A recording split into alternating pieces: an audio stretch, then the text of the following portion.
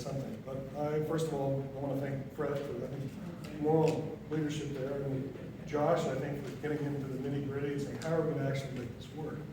I'm probably a bit of both, or a bit of neither. Very interesting topic, though, because, again, the major comment that people have is that I don't really have a voice in this election.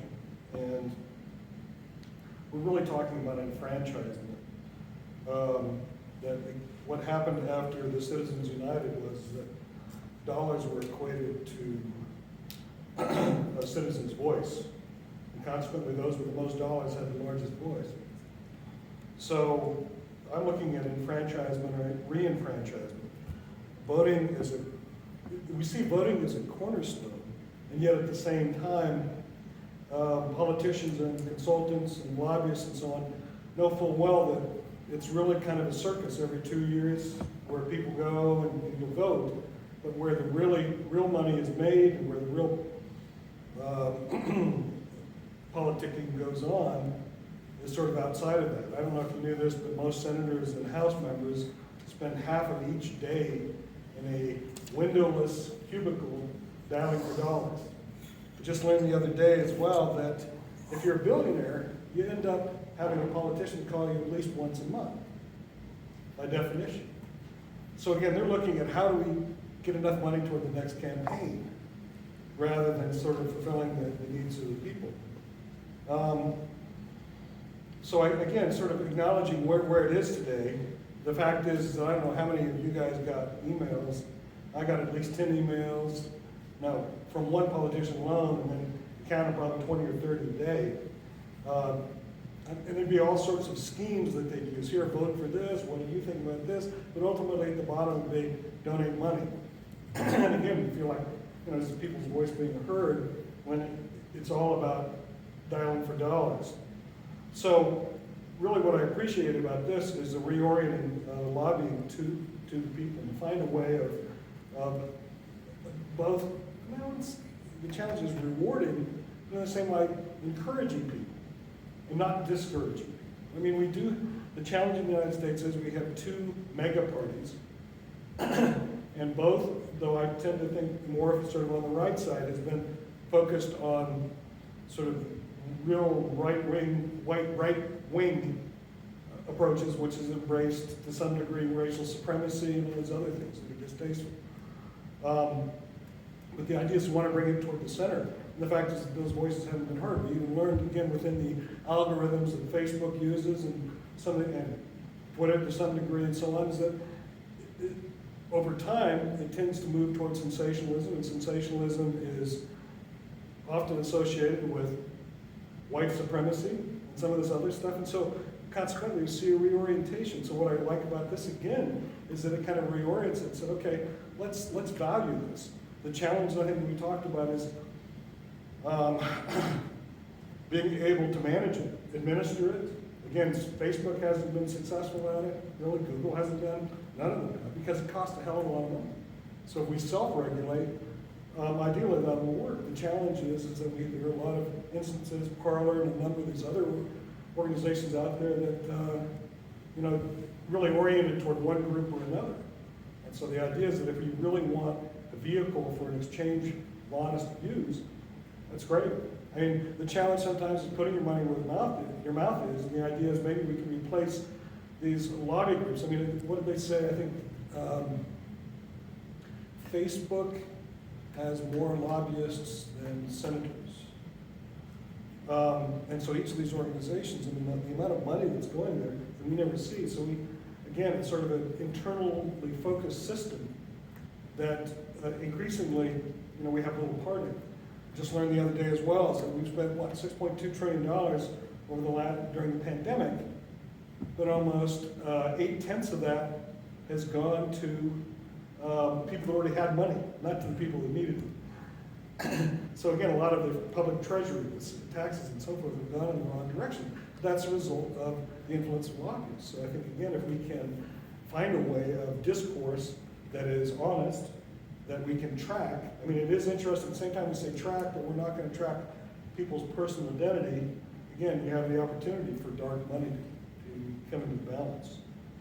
So Lastly, again, I think, again, that we need to be able to focus on constructive debate. And constructive debate, again, we're not going to get rid of Citizens United anytime soon, especially with a supermajority of conservatives in the Supreme Court. So what we really need to do is figure out how we can counterbalance that. And that could be through Lobby 3. Again, I think there's a lot of work that needs to be done. But again, I think the message as well shouldn't be as much an alternative as, again, a direct representative or representation of people, because that's been lost. And almost everyone agrees that between lobbyists and the money that's pouring into Washington, D.C., we have very little voice. So it's great. I mean, we can have individual champions, and we do.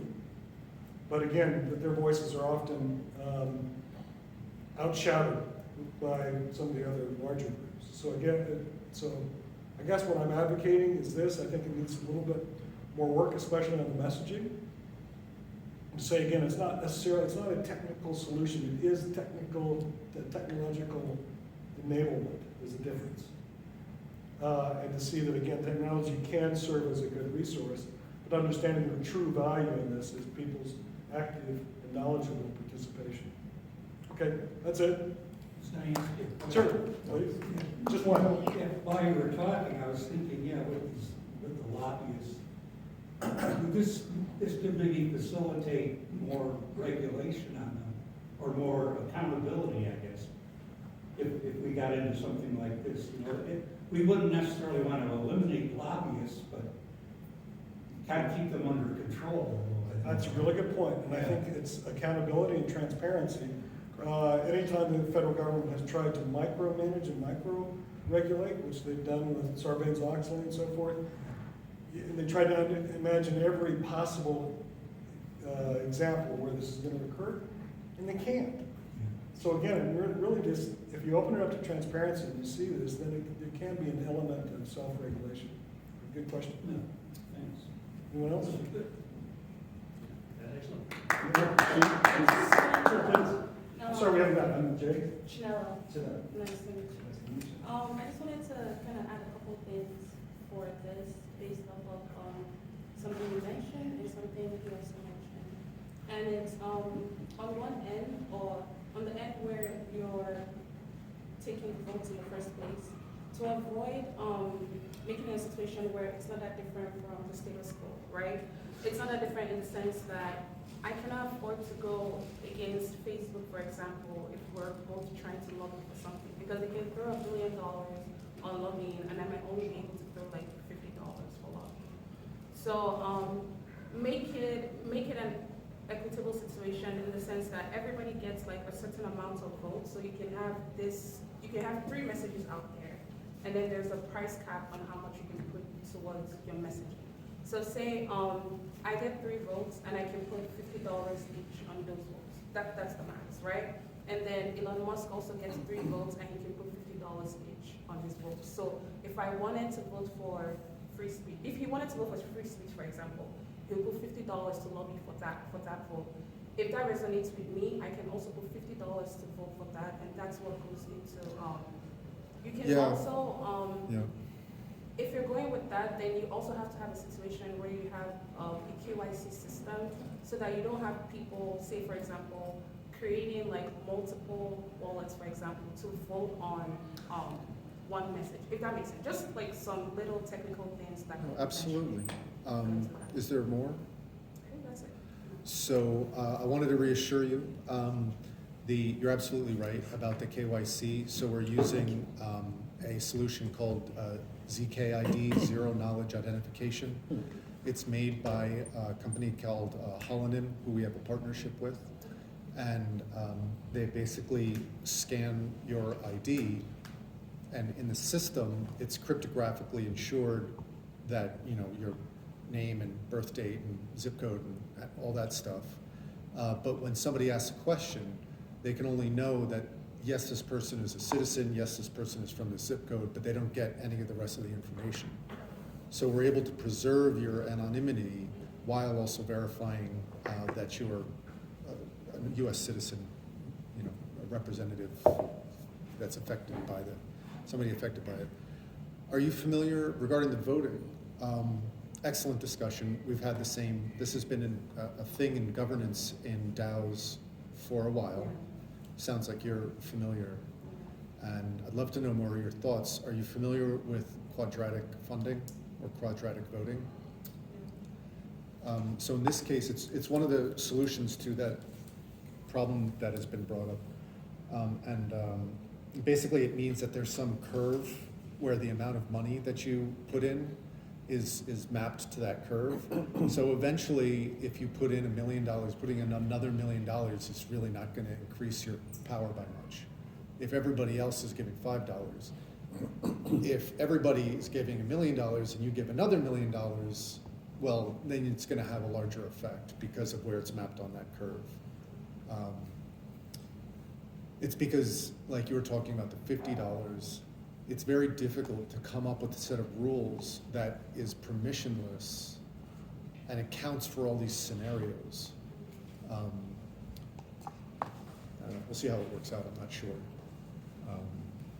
Yeah, thank you. I think there's more conversations to be had there. Yeah. Because again, like you don't want to develop code that just validates what already exists. Because then how are you different, right? Yeah. Because what happens is if Elon Musk puts in $1 million for his speech or for his vote, and that gets represented by a politician, then $1 million goes into ads for that message, right? Yeah. And it's like I would only probably be able to afford $50, and maybe there's 100 people who feel the same way, or 1,000 people.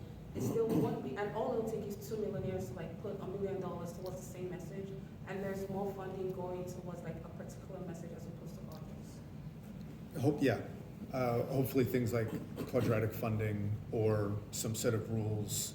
But yes, it needs to be addressed because you don't want them to just take over the voting, because then why, if you don't have the widespread adoption, well, people with that money already know how to go get the lobbyists and know how to have that influence. The point is to get everybody involved without them being able to take it over. So I completely agree. And Yeah, that's Not- what I was thinking too, right? Yeah. Is along the same lines, so you can skew it, right? Like, there's people that have like an interest in a certain topic, right, or certain, they're passionate about. there needs to be some algorithm, some process for doing that, and it's going to be interesting what ends up getting done. Somehow Citizens United has to be overturned. The idea that you're sanctioning in law